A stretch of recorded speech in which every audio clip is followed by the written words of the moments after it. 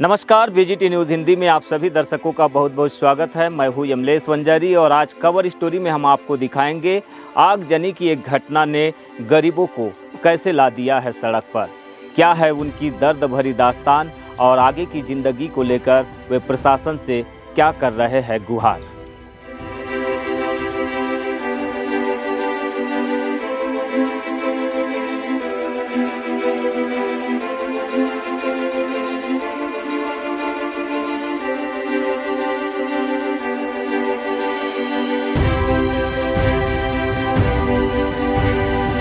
मदद भाई बराबर सबके मकान बराबर जले, सबको मकान बराबर। एक मलिन बस्ती, 6 परिवार और 20 से अधिक सदस्य।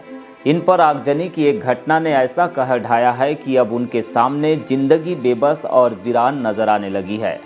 बर्बादी की यह दर्द भरी दास्तान सामने आई है बैहर क्षेत्र के उकुआ में स्थित पानी टोला से, जहां पर बीते 2 दिनों पहले अचानक लगी आग ने बांस बल्लियों के सहारे झोपड़े तानकर जीवन बिता रहे गरीबों के लिए मुश्किल खड़ी कर दी है।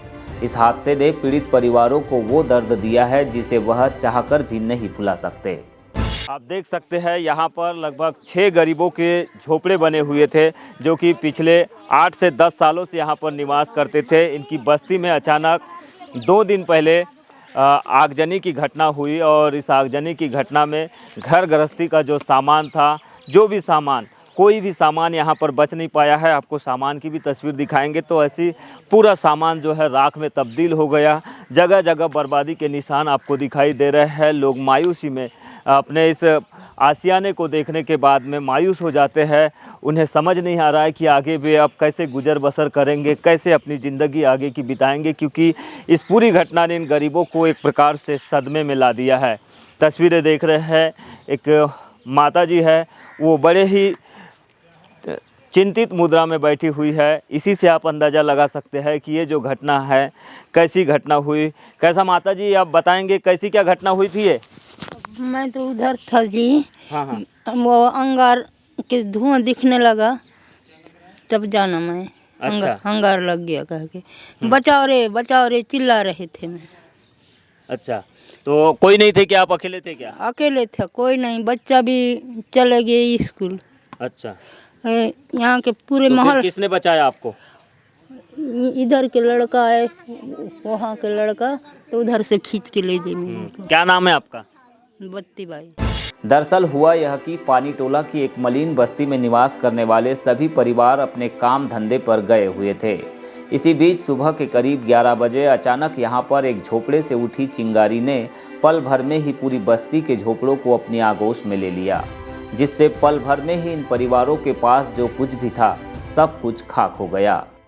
लगभग 6 परिवारों की ये बस्ती थी और अभी अब ये परिवार कुल मिलाकर बेघर हो गए हैं। इन्हें अब रहने खाने के भी लाले पड़ गए हैं, ये स्थिति आ गई है और इसी के चलते लोग इनकी मदद के लिए अब आगे आ रहे हैं। आपका नाम बताएंगे, क्या नाम है? जी, मेरा नाम नसीमा बेगम। अच्छा, क्या क्या सामान जल गया आपका? मेरा बहुत सा सामान जल गया, जेवर जट्टा कपड़े लत्ते, पूरा तरीके से मैं बर्बाद हो गई हूँ। मेरी एक बेटी की शादी के लिए जोड़ी थी, अब मेरे पास कोई गुंजाइश नहीं है। जी सर, कुछ नहीं है मेरे पास में। अच्छा, कैसे क्या हादसा हो गया ये? अब मुझे हम नहीं मालूम, कोई भी घर में नहीं था। कहाँ गए थे आप? हम थे नहीं, जीने खाने कमाने चले गए थे। क्या काम करते हो? जी, मजदूरी करते हैं। यह तस्वीरें बयां कर रही है कि अब इन परिवारों के पास आगे की जिंदगी के लिए भी कोई ठिकाना नहीं। लिहाजा इन परिवारों की मदद के लिए अब कुछ समाज सेवी भी सामने आ रहे हैं। आज बालाघाट से आयुर्वेद चिकित्सक रमेश सेवलानी, समाजसेवी बच्चूमल वाधवानी और तरुण विजयवार ने घटनास्थल पहुंचकर सभी 6 परिवारों को आंशिक मदद पहुंचाई। कंबल और कपड़ों के साथ तिरपाल सहित अन्य सामग्री भेंट कर उनके दर्द को करीब से महसूस किया। पूर्व मुझे न्यूज़ में देखा मैंने, और तो यहाँ से मुझे धीरेन्द्र टांडी और सलीम भाईजान का फ़ोन आया कि काफ़ी आपदा में हैं, तो मेरा दिल पसीजा। तो मैंने इनके लिए कंबल, तिरपाल, चादर, टी शर्ट, साड़ियाँ, तेल और दाल और कुछ दवाइयों की व्यवस्था किया हूँ। आंशिक रूप से इनका थोड़ा सा तो समस्या हल होगी, मगर ज़्यादा समस्या हल नहीं हो पाएंगी। प्रशासन को इनको ऊपर ध्यान देना चाहिए ताकि ये अपने जीवन यापन को पुनः शुरू कर सकें। काफ़ी गरीबार और गरीब लोग हैं। इनकी मदद के लिए समाज सेवकों को, लोगों को आगे आना चाहिए। क्या लगता है आपको इस पूरी घटना के बाद में किस तरह की मदद इनकी होना चाहिए, प्रशासन की ओर से हो या फिर जो समृद्ध लोग हैं उनकी ओर से? इन लोगों के सबके पूरे सामान जल जाने से इनके पासबुकें, इनके राशन कार्ड, इनके जो भी आधार कार्ड वगैरह है वो सब पूरे राशन कार्ड वो जल गए हैं। कृपया इन लोगों को क्या है कि जल्दी से जल्दी वो बना के दिए जाएं ताकि उस समय पे इनके काम में आ सके, जो कि मतलब, और उसके अलावा झोपड़ों के लिए इनको कुछ सामान देना बहुत ज़रूरी है। जैसा अभी इस टाइम पे, आज के टाइम पे बांस बल्लियाँ या उनके लिए ईंटें ये वो अगर बना के दे दें तो वो घर जल्दी से जल्दी बना के ताकि अपनी जगह पर वो स्थापित हो सके। आगजनी की यह घटना कैसे हुई फिलहाल किसी भी परिवार के सदस्य को पता नहीं, लेकिन संभावना यही जताई जा रही है कि किसी एक झोपड़े में आग लगने के बाद वह गैस सिलेंडर तक पहुंच गई, जिसके बाद ब्लास्टिंग के कारण पूरी बस्ती आग की चपेट में आ गई और पल भर में ही झोपड़े जलकर राख हो गए। उकवा की इस मलिन बस्ती में जो कुछ भी हुआ वह सभी पीड़ितों के लिए किसी सदमे से कम नहीं है। इन परिवारों के पास आज तन ढकने के लिए कपड़े नहीं बचे हैं, खाने और सोने की बात तो बहुत दूर है। गरीबों के साथ हुए इस हादसे की सूचना मिलने पर आज क्षेत्र के विधायक संजय उइके भी इस बस्ती में पहुंचे, जहां उन्हें देखते ही पीड़ित परिवार अपने आंसू नहीं रोक पाए।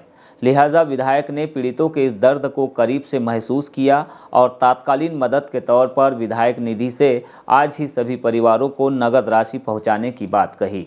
साथ में वैकल्पिक व्यवस्था के तौर पर बांस और बल्लियों के सहारे नए झोपड़े बनाकर देने का आश्वासन दिया। मदद में बराबर सबके मकान बराबर जले हैं, सबको मदद बराबर करें। और एक बहुत अच्छी व्यवस्था भैया ने सोचे हैं, वो शायद अगर ऊपर वाला चाहेगा तो नहीं, मैं करवा दूंगा उसको, लेकिन मैं बोल नहीं रहा हूँ। मैं अच्छी व्यवस्था बना दूंगा, अभी टेम्परेरी कर देता हूँ। आप यहाँ मौके पर पहुँचे हैं, क्या आपको समझ में आया इस घटना से और किस तरह की विधायक होने के नाते, एक प्रतिनिधि होने के नाते मदद पहुँचाएंगे?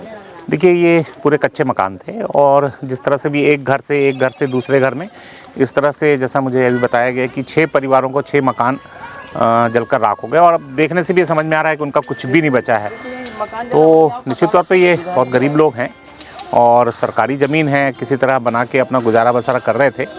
तो अभी टेम्परेरी तो इनको रहने की व्यवस्था, खाने की व्यवस्था हम लोग बना ही दे रहे हैं, पर इनकी एक परमानेंट व्यवस्था भी, हम किसी तरह इनको मकान मिल जाए, एक प्रयास वो भी होगा। और मेरे द्वारा इनको आर्थिक सहायता अपनी विधायक निधि से, सूचना निधि से हर परिवार को मैं अलग अलग इनको एक आर्थिक सहायता भी दूंगा ताकि इस घटना से वो उबर सकें और यथासंभव जो प्रयास होगा हमारे द्वारा और शासन के द्वारा कराने का और करने का प्रयास निश्चित तौर पर करेंगे। पेयजल की गंभीर समस्या भी यहाँ पर देखने मिली है, क्योंकि बस्ती तो 8-10 सालों से है। क्या उकवा, देखिए बस्ती जो भी बस्ती है लगभग हर साल नई बसाहट आती है, परिवार संख्या बढ़ रही है, तो थोड़ी संख्या बढ़ती है तो निश्चित तौर पे पानी और जो मूलभूत सुविधाएं हैं उसकी समस्या हर गांव टोले पारे और सभी जगह आती ही आती है। उकवा में जल प्रदाय योजना है, अब अगर यहाँ नहीं है तो मैं देखूंगा कि किस तरह से यहाँ पहुँच सकता है। जल प्रदाय योजना है, उसको हम आगे बढ़ाएंगे।